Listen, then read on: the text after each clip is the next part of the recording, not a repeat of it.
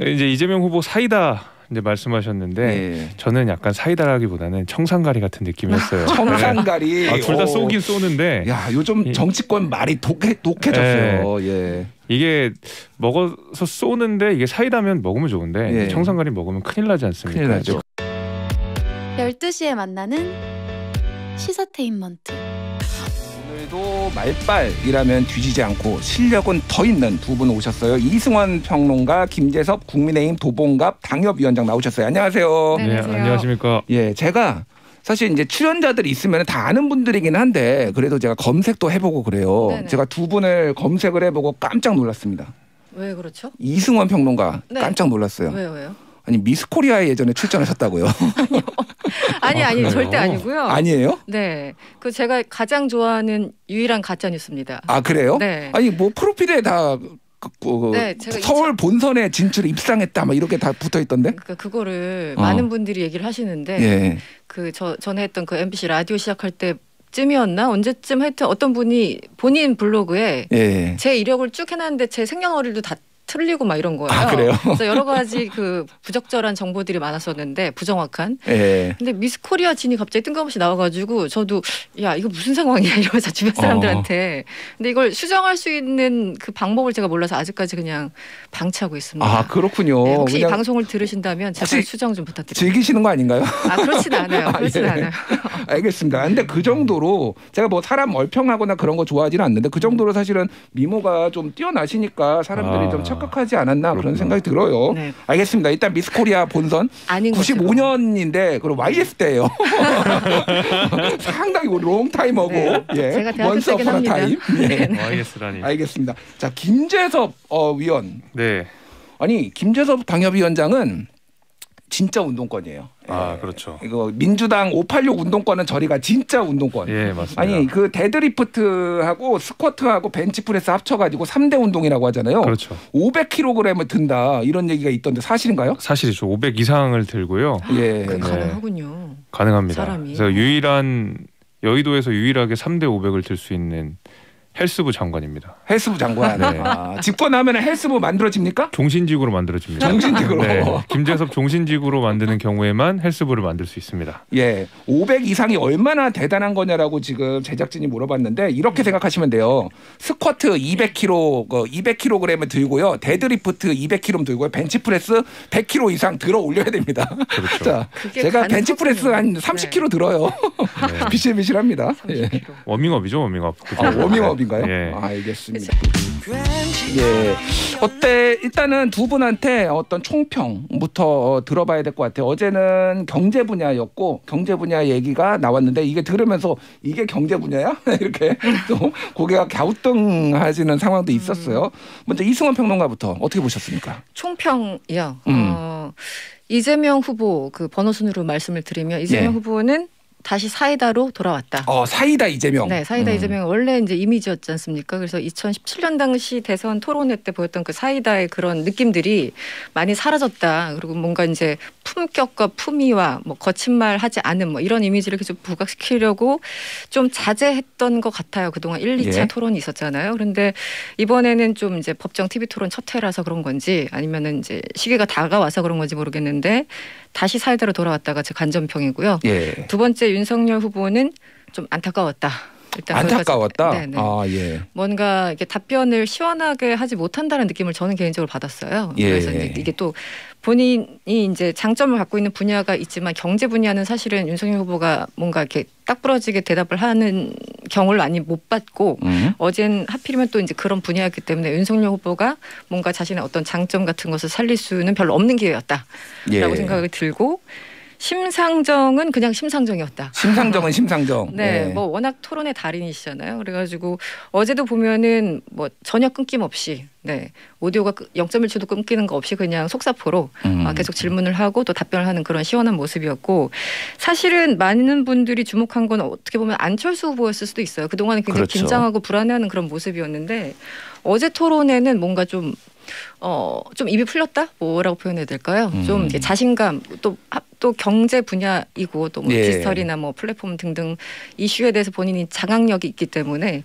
조금 더 편안하게 토론을 즐기시는 것 같았습니다. 네. 알겠습니다. 어쨌든 뭐 윤석열 후보가 안타까웠다라고 말씀하신 걸 보면은 가장 조금 점수를 윤석열 후보한테 덜 주신 거 아닌가 제 나름대로 들어보니 약간 네. 추론이 그렇게 되는데 네. 자, 김재섭 위원장님 어떻게 평가하시겠습니까? 저는 약간 평론가님이 먼저 하셨으니까 네. 거기에 약간 맞춰서 대응을 한번 해볼게요. 티키타카 좋아합니다. 그렇죠. 예. 예. 이제 이재명 후보 사이다 이제 말씀하셨는데 예. 저는 약간 사이다라기보다는 청산가리 같은 느낌이었어요. 청산가리. 둘 다 쏘긴 쏘는데 야 요즘 정치권 말이 독해졌어요. 예. 이게 먹어서 쏘는데 이게 사이다면 먹으면 좋은데 예. 청산가리 먹으면 큰일 나지 않습니까? 큰일 나죠. 이제 그런 의미였는데요. 사실 이제 경제 전문가 내지는 행정 전문가로서 이재명 후보가 입지를 그동안 많이 잘 다져왔는데 어저께 보면 좀 대단히 실망스러운 모습들도 많이 보여주신 것 같아요. 특히 뭐 기축통화 얘기 어저께 한참 뭐 얘기 많이 되고 오늘 오전에도 기축통화 얘기로 말이 많던데 그거부터 그렇고 사실 오랜만에 돌아온 신불리 덕분에 또 이재명 후보가 쩔쩔매는 특히 그 세금과 관련된 내용과 관련된 쩔쩔매는 모습들을 좀 보여주다 보니까 아 이분이 이제 사이다라기보다는 청산가리 아닌가 이런 생각이 잠깐 들었고 그다음에 윤석열 후보 관련해서 좀 답답하다 뭐 이런 안타깝다 말씀하셨는데 그 답답한 이유를 저도 이제 보면서 뭔가 속 시원하게 막 타다닥 이런 느낌이 없으니까 예. 그런 이유를 좀 생각해 보면 정말 원론적인 이야기를 하셨어요. 저 윤석열 후보는. 그러니까 경제는 사실은 우리가 경제학 원론에 있는 내용만 잘 따라해도 경제가 크게 어긋남이 없이 간다라고 하는 것이 말하자면 정책 설계자들의 어떤 기본 자세 같은 건데 문재인 정부도 그렇고 이재명 후보도 그렇고 사실 약간 변칙적인 내용들을 많이 가지고 오셨다. 특히 예. 문재인 정부 부동산 정책 관련돼서도 세금으로 누른다. 뭐 한다 이래 하면서 우리가 부동산 정책, 경제 정책에 변칙적인 내용들로 많이 가셨는데 윤석열 후보 같은 경우에는 확실히 되게 원론적인 경제학 원론에서 나온 얘기들을 많이 하시다 보니까 예. 당연한 얘기이면서도 바른 얘기라고 저는 생각합니다. 그래서 뭐 그런 느낌을 받으셨다면 아마 그런 이유일 테고요. 심상정 후보에 대한 이야기는 동의합니다. 심상정은 심상정이었다. 처음으로 동의가 두 분이 네. 됐네요. 예. 특히 이제 심상정 후보는 자기 아젠다를 계속 말씀을 하셨죠. 그러니까 토론의 주제보다는 심상정 후보가 가지는 그러니까 정의당이 가져야 하는 그런 정치적 아젠다들을 반복적으로 말씀을 하시는 그런 모습들을 좀 보여주신 것 같고 무엇보다도 어저께는 심상정 후보가 제일 빛이 났죠. 이재명 후보를 상대로 거의 뭐 일방적으로 이렇게 몰아붙이는 그런 예. 멋있었습니다. 안철수 후보 같은 경우에는 뭐 말씀하신 대로 과거보다야 훨씬 입이 풀린 느낌이긴 하지만 본인이 아는 걸 반드시 이야기해야 된다 이런 강박이 좀 있으신 것 같아요. 예. 꼭 본인이 아는 거에 대해서는 끝까지 다 말씀하시더라고요. 그래서 예.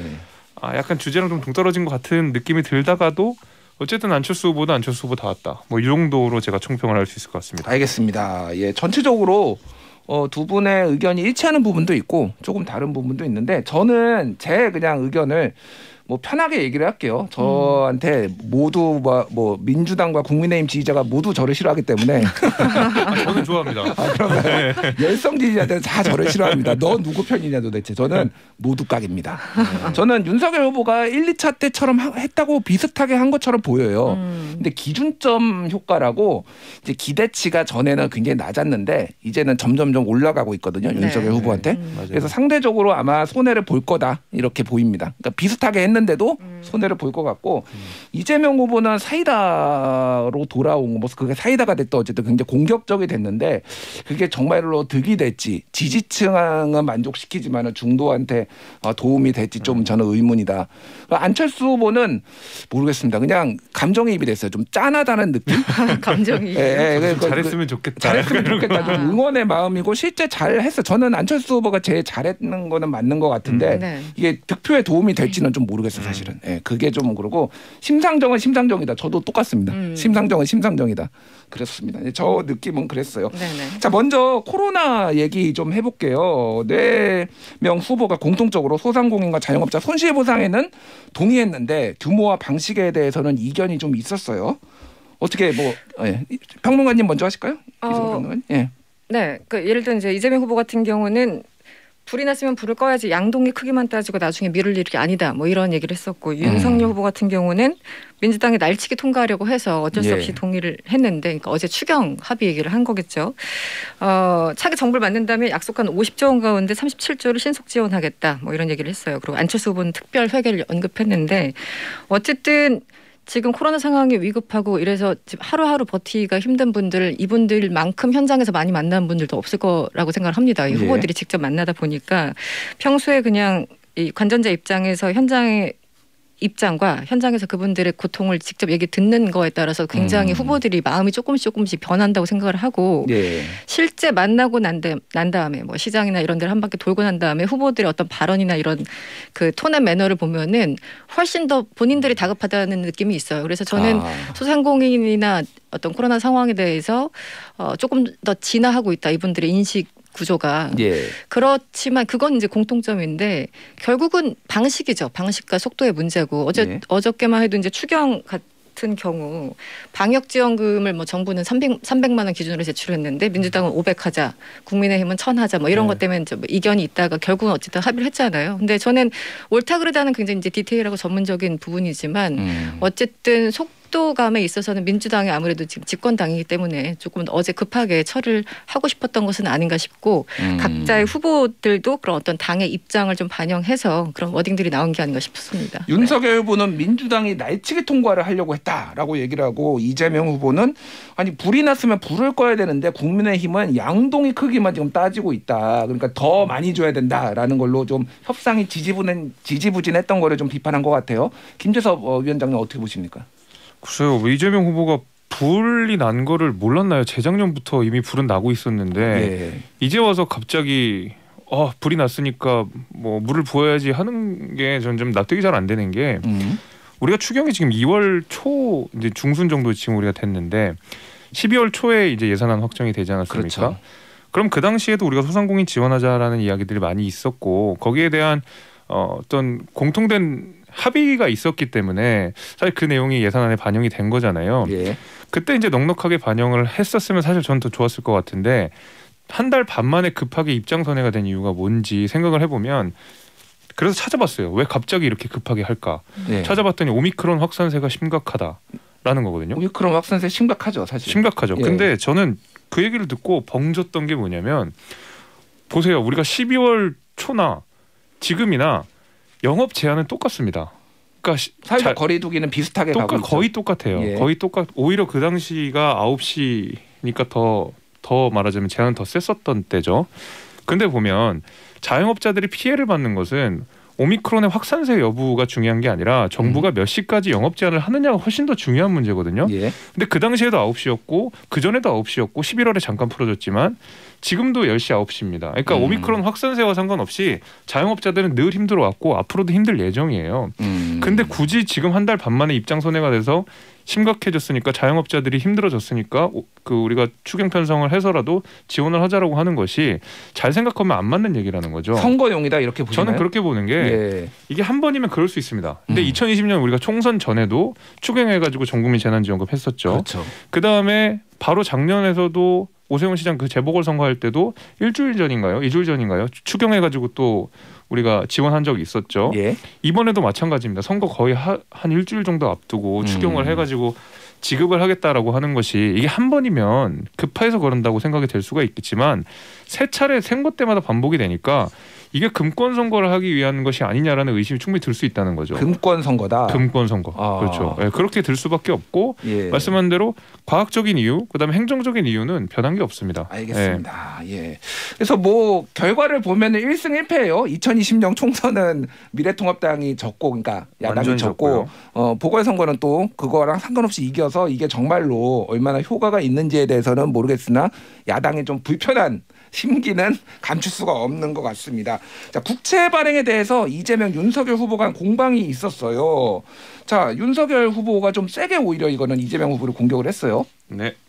좀 뭐 어떻게 보십니까? 이 어제 그 토론에 대해서.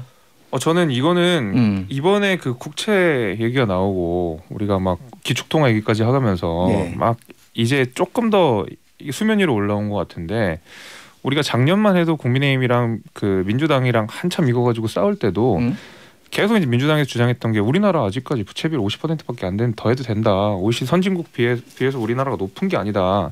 이 주장을 굉장히 많이 하셨잖아요. 예. 더 우리가 국채 발행해도 된다. 이게 이제 민주당의 기조였는데 당시에도 제가 계속 얘기했던 게 우리나라 기축통화국 아닙니다. 함부로 국채 늘려서는 안 됩니다라고 이야기를 계속 드렸던 거였고 무엇보다도 중요한 게 저는 이겁니다.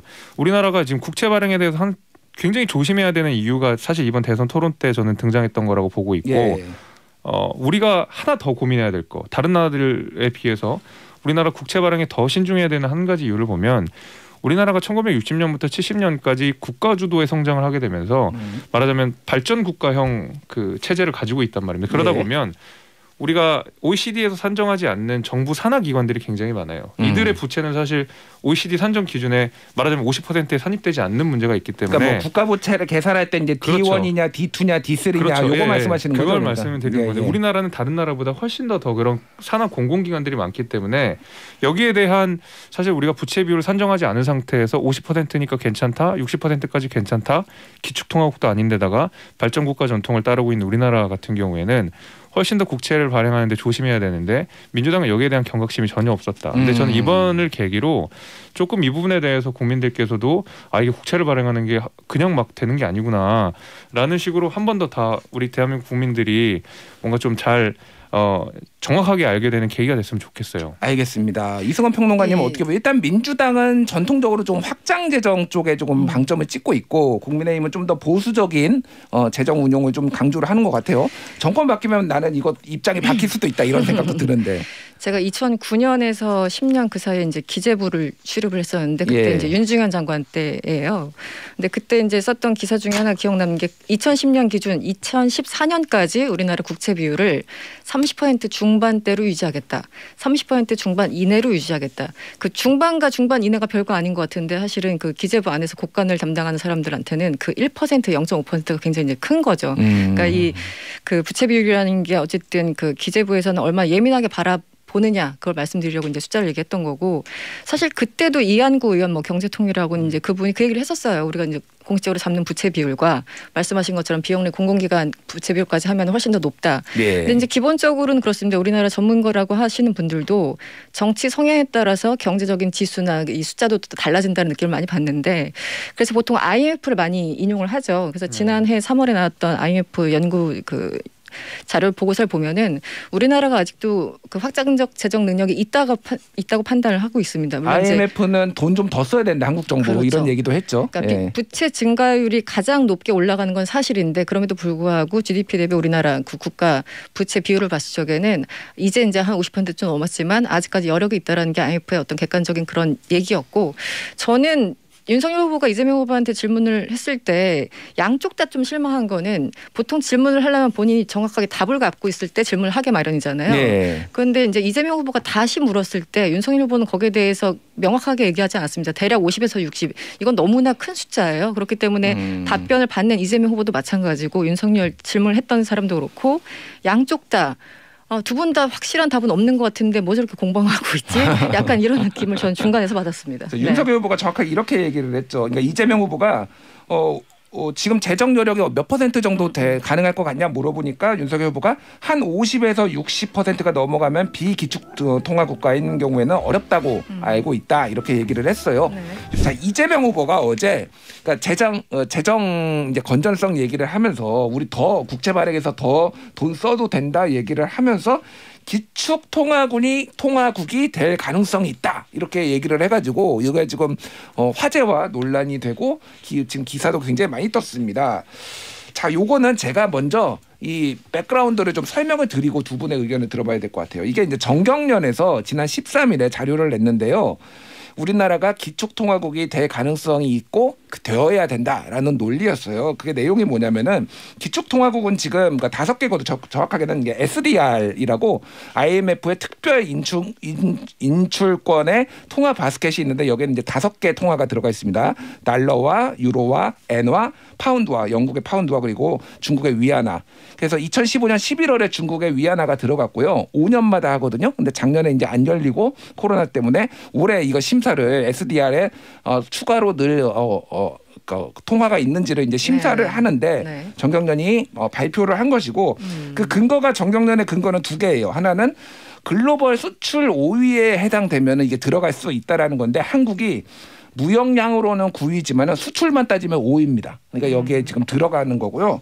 또 하나는 자유로운 통화 사용 조건이 돼야 된다라는 거예요. 근데 한국의 이제 우리나라 원화가 다른 나라에서 사용이 점점 늘고 있다. 사용량이. 그래서 들어가야 된다라는 당위성을 정경련이 지난 13일에 발표를 했고 2015년에 블룸버그가 이거와 관련해서 한국이 다음에 2021년에는 들어갈 가능성이 있다라고 보도를 한 적도 있습니다. 이런 정도 상황인 것 같아요. 자, 먼저 김재섭 위원님, 네. 위원장님 어떻게 보십니까? 이 발언에 대해서. 뭐 이준석 대표 표현을 빌리면 가슴이 웅장해지죠. 가슴이 정말로. 웅장해졌습니까? 가슴이 원래 좀 가슴이 웅장하신 것 같은데 지금. 안 그래도 웅장한데 더 웅장해졌습니다. 예. 이게 그러니까 말처럼 그렇게 기축 통화가 되면 좋죠. 근데 이 기축 통화가 된다 그러면 우리가 예를 들면 오일을 그러니까 이 기름을 원화로 살 수 있느냐? 굉장히 요원한 일입니다. 오일을 원화로 살 수 있어요. 우리가 기축 통화가 되는 건데 네. 대충 우리가 뭐 기축 통화 어려서 막 그 학교 다닐 때 배우는 내용들 보면 막대한 무역 적자를 감내할 수 있어야 되고 예. 예를 들면 때로는 강력한 군사력을 바탕으로 어떤 식으로든 군사적 보복도 할 수 해야 되고 그러니까 말하면 초강대국으로서 지위를 아주 단단히 갖고 있어야지만이 기축 통화가 된다. 예. 라는 게 저희가 이제 어려서 배웠던 내용인데 대한민국 그렇게 돼야죠. 저는 그렇게 돼야 된다고 보는데 제 생각에는 이재명 후보가 5년 동안 그거를 한다고 하는 것은 저는 망상에 가깝다고 생각합니다. 망상에 가깝다. 네, 왜냐면 오늘 청산가리 망상 세요 오늘. 그러니까 선거 가까워지다 보니까 저도 거칠어지네요. 예. 하여튼 그래서 꿈은 좋은데 그게 지금 우리가 기축통화국이 당장 될 것처럼 말씀을 하신 거잖아요. 그러니까 예. 국채를 발행해도 된다라고 말씀하셨던 건데 우리가 장기적으로 기축통화 되면 좋겠습니다만은 당장 기축통화 될 것을 전제로 해서 국채를 발행한다고 하는 것은 정말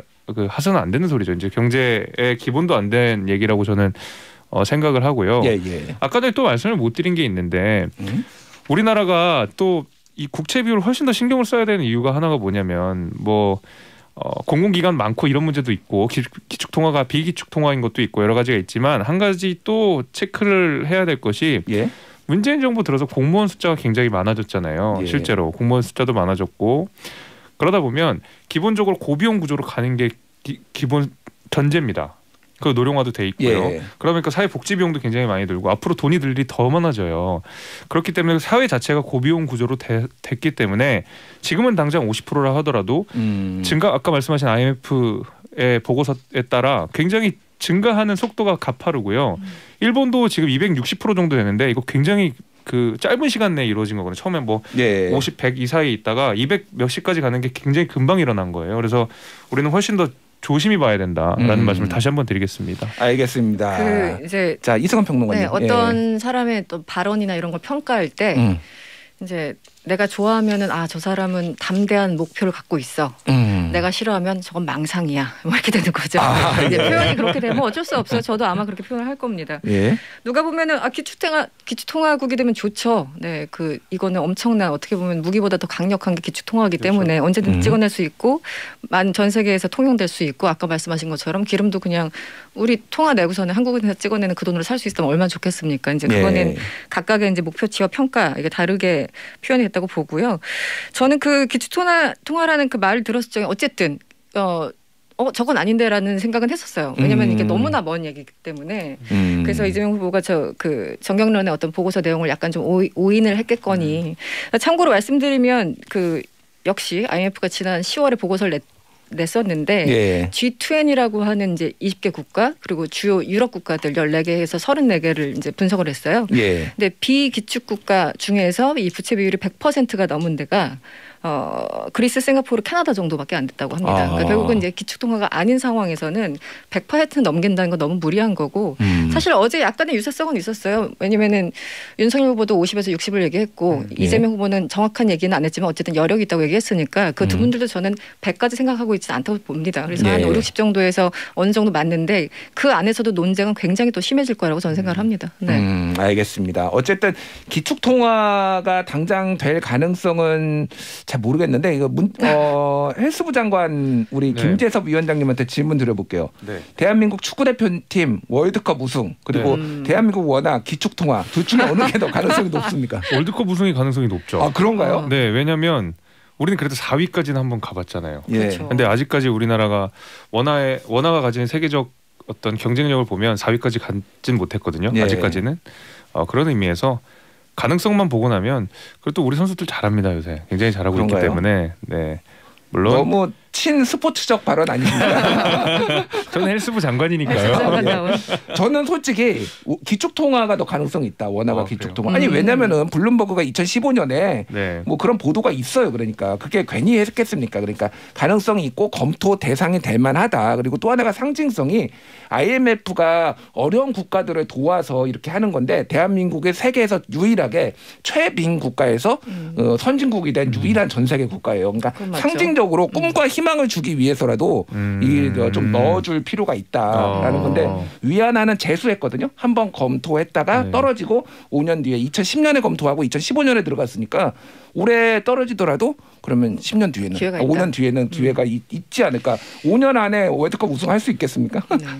둘 다 되면 너무 좋겠습니다. 네. 네. 오늘 두 분의 대화를 기억하고 있겠습니다. 개인적으로 알겠습니다. 가슴이 어느 쪽이 먼저 웅장해집니다. 되는 근데 것인지. 누가 대통령이 되든 5년 뒤에 저는 가능성이 있다고 보기 때문에 해당이 안 된다. 이 정권에 해당이 안 된다라는 거를 말씀을 드리고요. 알겠습니다. 어제 뭐 네거티브라면 네거티브 좀 세게 부딪힌 게 이재명 후보가 판넬까지 꺼내 들어가가지고 김만배 씨 녹취록에 대해 공격을 하니까 윤석열 후보는 녹취록에 이재명 게이트다 이런 말이 있다라고 하면서 반격을 했어요. 그리고 이재명 후보가 허위사실이면 후보 사퇴할 거냐 이런 얘기까지 하면서 좀 날이 섰는데 이승환 평론가님 어떻게 보셨어요? 사실 이제 녹취록이 워낙 조각조각 나오다 보니까 그런데 지금 뭐 이재명 게이트라고 하는 거는 어제 그 토론 끝나자마자 월간조선이었습니까? 홈페이지에 게재를 한 걸로 알고 있고 이미 한번 보도가 된 적이 있었나 봅니다. 그 전에 월간조선 맞습니까? 네. 예. 그래서 보도가 됐는데 이제 거기까지는 파악을 아직 못하신 것 같고 이재명 후보가 그거 왜 언론에 안 나오느냐 이렇게 반박을 했던 그런 장면이 전 눈에 띄었고 근데 저는 뭐 이 상황에서 왜냐면은 그분에 대해서도 지금 그 규정 자체가 좀 달라지고 있잖아요. 그전에 예. 그분은 뭐 이재명이라고 얘기를 했다가 지금은 뭐 대법관이라고 얘기를 하고 있고 예. 그래서 이 조각조각 나오면서 지금 나오는 녹취록은 민주당에 조금 더 유리하다고 판단을 했기 때문에 이재명 후보가 좀 세게 나가면서 이제 사퇴까지 하실 거냐고 물어본 겁니다. 네. 이게 왜냐면은 그 당시에 이재명 후보 입장에서는 뭐 명백한 뭐 허위라고 판단했던 것 같아요. 어제 토론 과정에서. 그런데 어쨌든 보도는 나왔던 거고. 예. 그 이후에 이 이재명 게이트에 대해서 민주당 선대위 공보단이 이제 바로 공지 언론에 보냈거든요. 그런데 그 이재명 게이트 언급은 당시 이재명 후보의 대장동 토론 발언 등을 포함했던 선거법 위반을 지칭하는 말이었다 이렇게 정리해서 입장을 내보냈어요. 민주당 측의 입장이죠. 민주당 측의 입장인 거죠. 예. 그러니까 저도 그 지금 뭐 우상호 의원이 공개한 녹취록의 일부와 각 언론사 그리고 이제 월간조선에 나온 어떤 그런 걸 보면은 사실은 어려워요. 이 맥락도 있고 그분들 그 언어 선택이 다 대명사가 많아요. 예. 그렇기 때문에 뭔가 정확하게 이게 뭘 말하는지 어떤 맥락인지를 모르겠어서 보통 사실은 범죄자들이 대명사 많이 씁니다. 그렇죠. 네. 그래서 저는 그냥 정치적으로 바라봤을 때 그냥 한 말씀 드리고 싶은 거는 유리하면 적극적으로 인용하고 불리하면 범죄자들의 녹취록일 뿐이다. 예. 그거는 양당 똑같아요. 네. 양당 똑같다. 그래서 그분을 이재명이라고 할 때는 국힘에서 열심히 그걸 활용했던 것도 사실이고 지금 이 상황에서는 또 민주당에서 활용할 수밖에 없는 그런 상황이 아닌가 싶어요. 알겠습니다. 김재섭 위원장님 짧게 어떤 입장이십니까?